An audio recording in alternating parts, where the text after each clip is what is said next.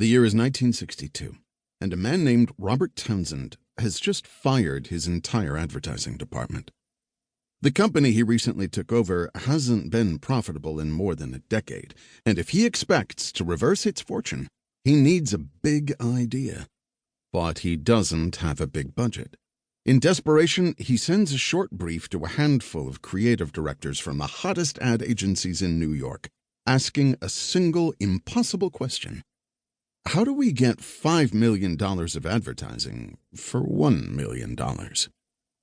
One agency responds with an unusual proposition.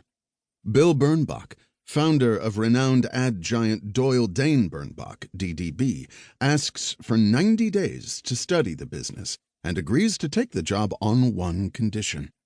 Townsend must promise to run any advertising idea proposed by DDB exactly as written, without question. He agrees.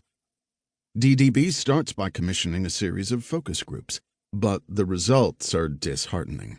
The brand is a distant second place behind the dominant industry leader, and there isn't much hope of closing the gap. Tasked with finding some insight they might use to build the campaign, an unknown copywriter named Paula Green has an unusual idea.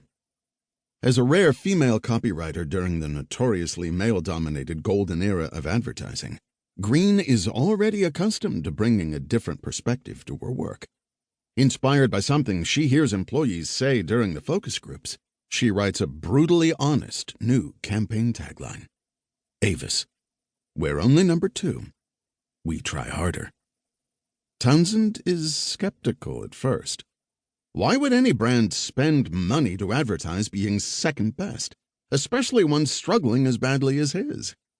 But, true to his word, he reluctantly approves the campaign as written. The ads are an instant hit. Less than 12 months after the campaign starts, Avis goes from losing $3.2 million annually to earning $1.2 million. Within a matter of years, some predict the campaign will soon need an update because Avis will no longer be number 2. The tagline becomes a rallying cry for employees as well, serving as a manifesto they would use continually for the next 50 years. Today, it is widely regarded as one of the best advertising campaigns ever. Why did it become so iconic? The question has inspired decades of debate. Some suggest it was the result of a unique, trusted relationship between the brand and its agency. Others believe it was the humility in the tagline that helped humanize Avis and inspired their employees to indeed try harder in every customer interaction. Leadership experts instead credit Townsend's renowned people-first management style. Green herself suggested the campaign worked because it went against the notion that you had to brag. She also noted, with some irony, that as a woman in advertising, having to try harder was somewhat the story of her life. Her comment suggests there may be an overlooked detail in this story.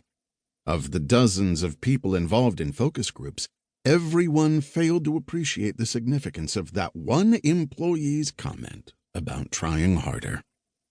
Everyone but Paula Green, the one person who saw what everyone else missed. Why I wrote this book. This is a book about what it takes to see what no one else sees. This skill is often described as creativity, and we live in a world that celebrates it. But finding the solution to a particularly tricky problem or discovering a world-changing idea takes more than creativity. A fact I discovered one fateful day nearly 2 decades ago while sitting across the table from a man waiting to be inspired by anyone but me. It is 2001, and I have been working in advertising for less than a year. It's long enough to understand the hierarchy. There are the creatives, who have cool titles like Wizard of Lightbulb Moments.